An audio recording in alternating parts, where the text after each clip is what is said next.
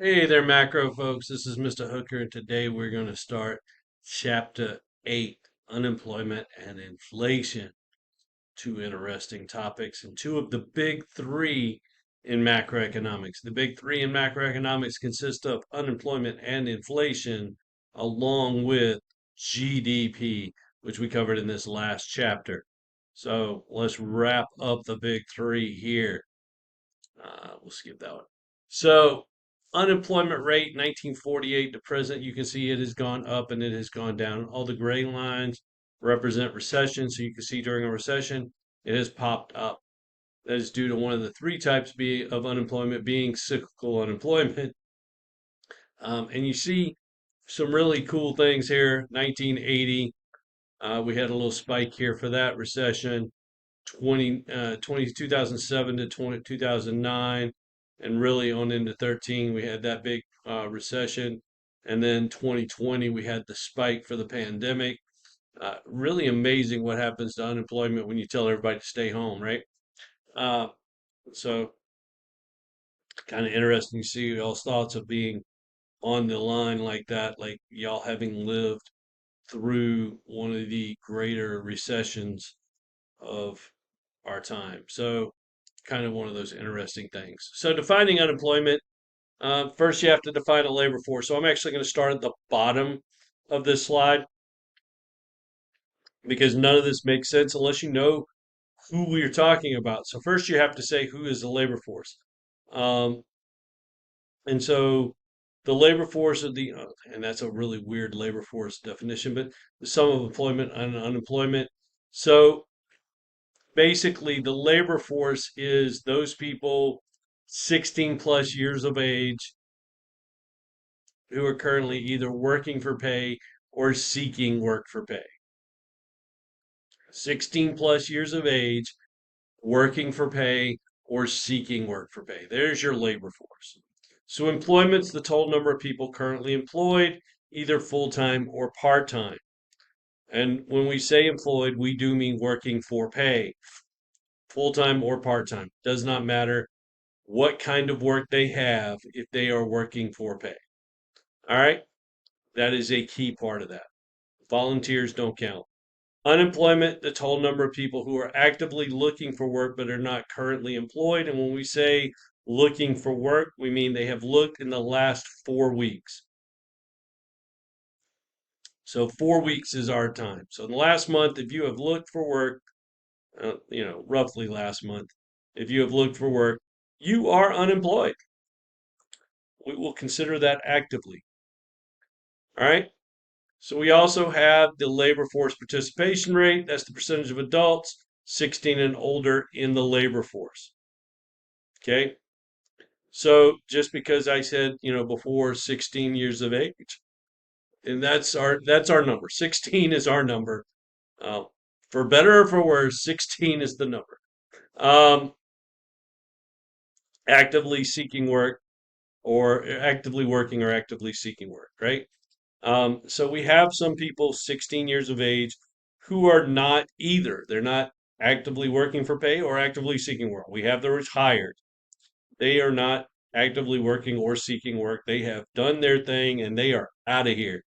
We also have stay at home moms, stay at home dads, homemakers, whatever you want to call them, right? They are not actively working, nor are they actively seeking work. We have what we call discouraged workers, which we'll talk about a little bit later, but they are not actively working or seeking work either. They're done. So that is just a thing. So there are groups of there are pockets in the population that are not in this whole thing. And so those people are not part of they're not participating in the labor force. So we want to know how many of our adults really are in the labor force. And to find that out, we go for our labor force participation rate. Traditionally, 60%. It has fallen lately, and it is falling hard, ladies and gentlemen. Um,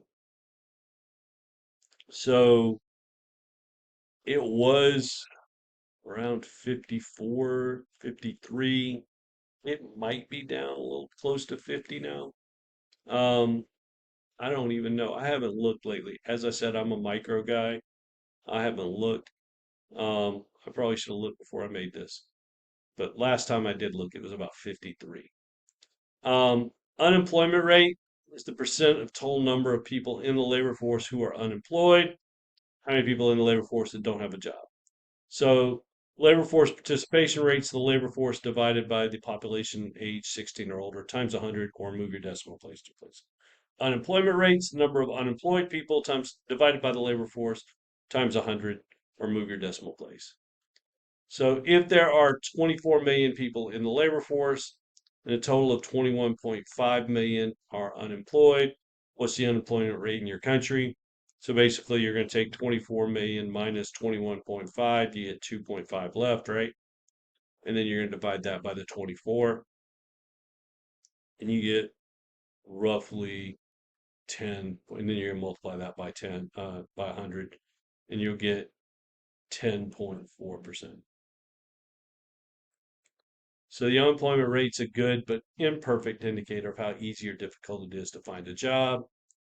Um, so it can overstate or understate the true level of unemployment. So there's some things to that. You can have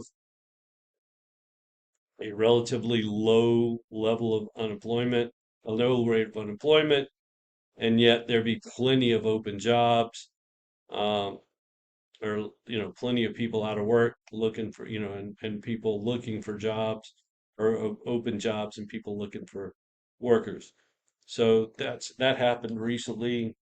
There's a thing to that. So what is the significance? If it overstates the true level of unemployment, it takes at least a few weeks to find a job. If you're searching for a job, hadn't found one, you are unemployed. So it's never going to get to zero.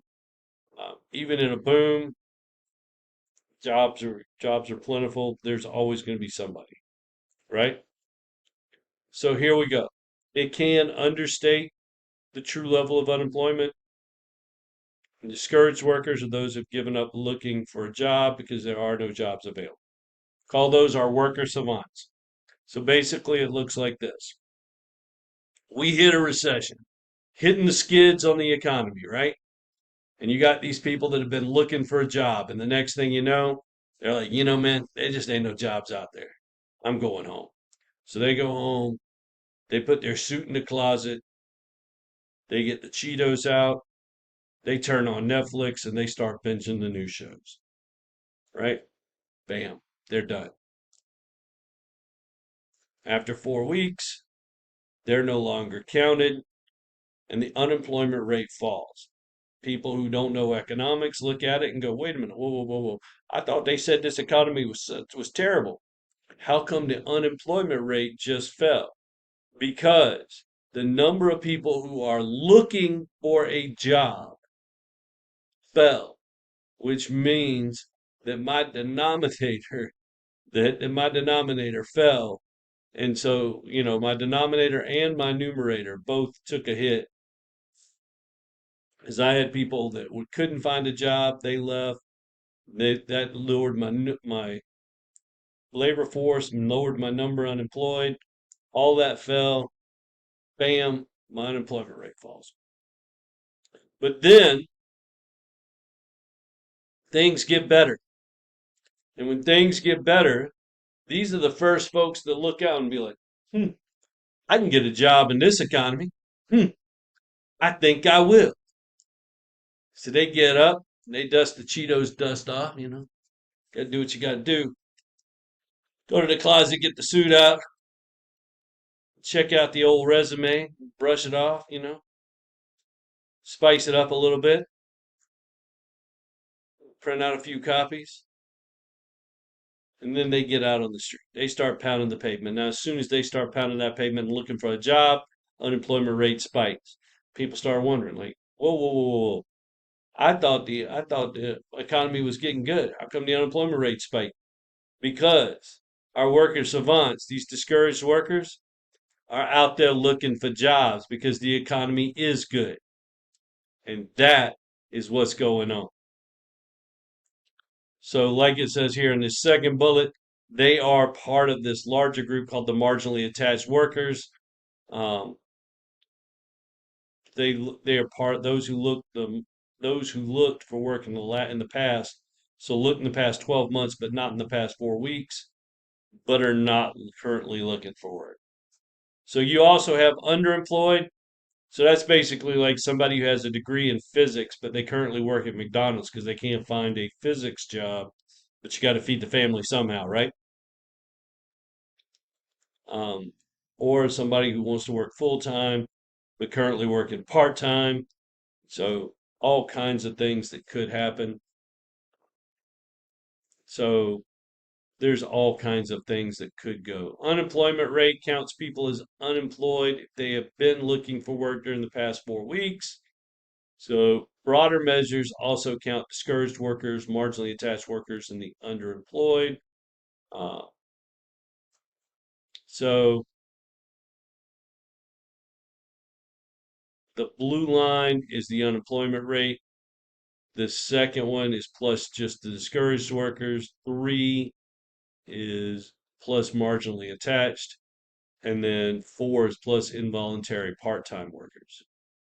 So you can see there that last one is going to have a ton more people in it. They all follow the same pattern. It's just how many more people you want to add to it. Um, so it's kind of interesting how that rolls over time. So,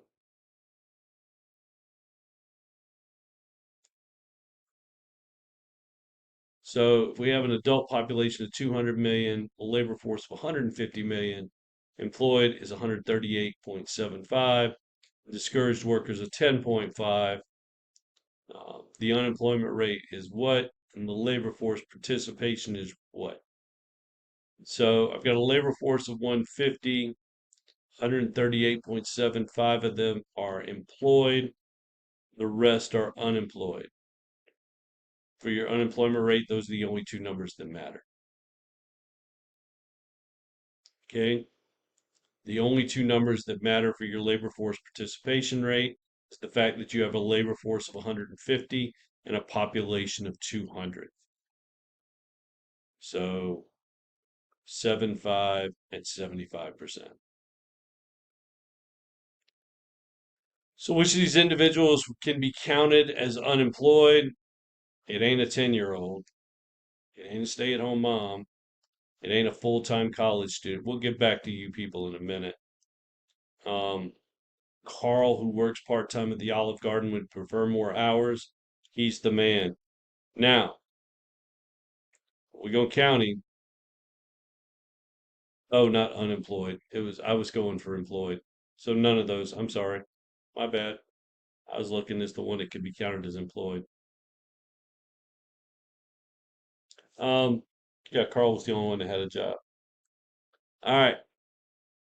So the significance of the unemployment rate. So how good an indicator is the unemployment rate? And it's not perfect. Uh, it doesn't measure what kind of job you got. Like there's a whole lot lately coming out about, work-life balance and all of that stuff, and how you matched. And so when we looked at the BLS site, you saw that employment cost index was pretty high. And that's just because people are switching jobs a lot. And that shows that people haven't been matched to their jobs pretty well.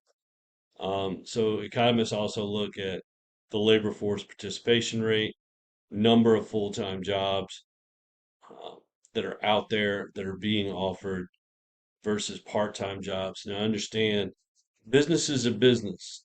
Business is business. Ain't nothing personal.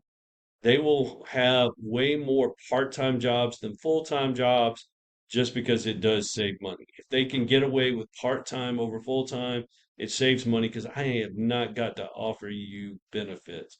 Once we get to full-time, people expect benefits. It's just a thing that is expected.